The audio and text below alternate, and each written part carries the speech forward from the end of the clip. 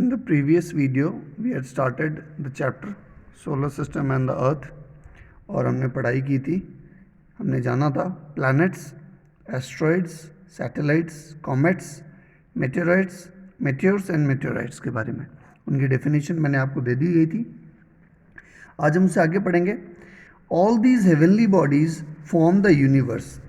अब ये जो भी स्पेस में अवेलेबल है, including the planets, asteroids, satellites, comets, meteors and meteorites, इन सबको मिलाकर हम यूनिवर्स कहते हैं.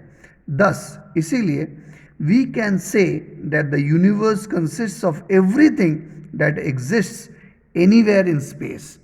तो हम कह सकते हैं, ये जो यूनिवर्स की एक फ़ोटो दी हुई है, कह सकते हैं क्या, वी कैन से, हम क्या कह सकते हैं, दैट द यूनिवर्स, जो ये यूनिवर्स है, कंसिस्ट्स ऑफ, किस चीज़ से बना हुआ है, ऑफ एवरीथिंग, हर वह कुछ, that exist anywhere in the space, हर वो चीज़ जो स्पेस में अवेलेबल है, उन सबको मिलाकर ही यूनिवर्स बना हुआ है. ठीक है, आज हम हमारे स्टार्स के बारे में पढ़ेंगे. As we know that stars are big heavenly bodies in the sky. Stars are made up of hot burning gases. They produce their own heat and light. The sun is also a star. Sun is also a star. यहाँ देखो definition क्या है. As we know, हम जानते हैं that stars are big heavenly bodies. असल में हम जो तारे रात को देखते हैं वो उतने छोटे नहीं हैं जितने हमें दिखते हैं. उनमें से कई तारे ऐसे भी हैं जो सूर्य से भी बड़े हैं, सन से भी बड़े हैं, बट चूंकि वो हमसे इतनी दूर हैं, कई लाइट ईयर्स दूर हैं, इसीलिए वो हमें छोटे छोटे दिखते हैं. तो वो बिग हेवनली बॉडीज़ होते हैं जो स्काई में मौजूद होते हैं. अब स्टार्स की डेफिनेशन क्या है, they are made up of hot burning gases. जैसे देखो सन, आप सन को चमकते हुए देखते हो, असल में वो क्या है, उसके अंदर लावा फूट रहा होता है, वो जल रहा होता है, उसमें हॉट बर्निंग गैसेस होते हैं, और इसीलिए वो क्या करते हैं, वो प्रोड्यूस करते हैं अपनी हीट और अपनी लाइट. तो जो भी स्टार्स कहलाएगा वो क्या होगा, उसकी अपनी एक लाइट होगी, अपनी लाइट छोड़ेगा, और उसकी खुद की एक हीट होगी. इसीलिए कहते हैं the sun is also a star. It is the only star which is close to earth. हमारे पृथ्वी के सबसे नज़दीक अगर कोई तारा है तो सूर्य है. और आपकी जानकारी के लिए बता दूं, सूर्य के अलावा जो दूसरा सबसे नज़दीक तारा हमारे पृथ्वी के है, उसे हम कहते हैं प्रोक्सिमा सेंचाउरी. ठीक है, इसके बारे में मैं आपको और बाद में बताऊंगा. It is only the star which is close to earth. Sun is the only star which is close to earth. There are millions of stars in the sky, जो आप देख पा रहे हैं, but you can see only some of them. आप आज, मैंने previous video में भी आपको बताया था कि जो तारे हम आसमान में देख पाते हैं उनसे भी कई अधिक तारे आसमान में मौजूद हैं.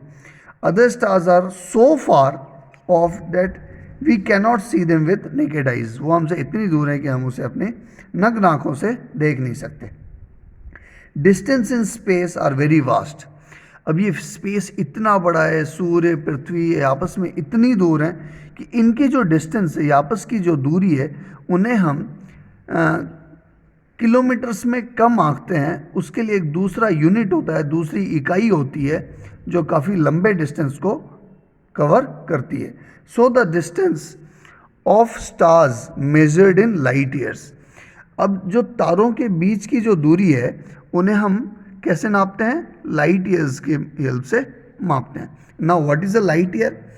अ light year is the distance travelled by light in 1 year. अब देखो, आपने अपने घर में कभी ट्यूबलाइट जलाई होगी, तो आपने क्या देखा होगा कि जैसे ही आप बटन ऑन करते हैं, जैसे ही स्विच ऑन करते हैं, वैसे ही लाइट जल जाती है. तो the speed of light is very very very fast. अब ये जो स्पीड ऑफ लाइट है, ये ट्रैवल करने में जो वक्त लगाती है, इससे हम पता लगाते हैं स्पेस में डिस्टेंस. मतलब अगर पहला तारा कोई चमक रहा है, उसकी चमक पृथ्वी तक जो आएगी, उसको आने में जो टाइम लगेगा, that is called 1 light year. A light year is a distance travelled by light in 1 year, एक साल में उसको जितना डिस्टेंस ट्रैवल करने में लगता है उसे हम 1 लाइट ईयर कहते हैं. A large cluster of stars, planets, gases and dust held together by gravity is called galaxy. Galaxy आपने कई बार आसमान में देखा होगा, दूधिया रंग का एक धब्बा सा आप स्काई में देखेंगे, मिल्की कलर का, जिसे हम मिल्की वे गैलेक्सी कहते हैं. ये जो मिल्की वे गैलेक्सी है इसमें ही हम रहते हैं, ये हमारा घर है, हमारी पृथ्वी उसी में रहती है. तो गैलेक्सी किसे कह रहे हैं? अ क्लस्टर, क्लस्टर का मतलब समूह, क्लस्टर का मतलब होता है समूह. A cluster of stars, planets, gases and dust held together, एक साथ इकट्ठे रहते हैं. क्यों रहते हैं? ग्रेविटी के कारण. ग्रेविटी हमने पढ़ा है, ग्रेविटी को इंग्लिश में कहते हैं गुरुत्वाकर्षण शक्ति.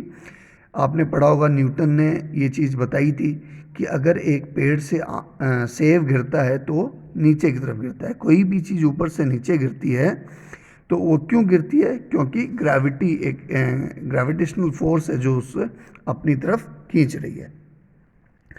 Universe contains many galaxies of different shapes and size. इस पूरे यूनिवर्स में बहुत सारी गैलेक्सीज हैं अलग अलग शेप्स और साइज की. Our Earth belongs to a galaxy called the Milky Way galaxy और आकाशगंगा.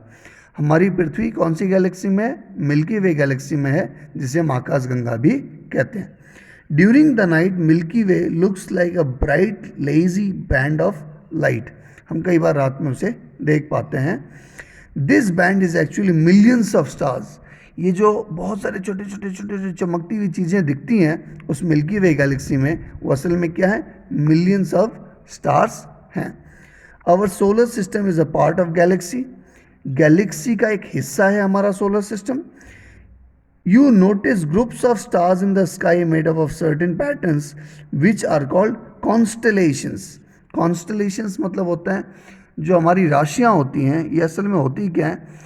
ये आसमान को कई हिस्सों में बांट दी गई हैं और उनमें हम अलग अलग, ये एजुकेशनल पर्पस के लिए हमने अलग अलग नाम दे दिए हैं. जैसे Saptarishi, group of 7 stars, Ursa Major, great bear, Ursa Minor, little bear, Orion, डैक्ट्रॉन और सिग्नस. ये हमारे स्काई के डिविजन्स हैं जिनको हम कॉन्स्टलेशंस कहते हैं.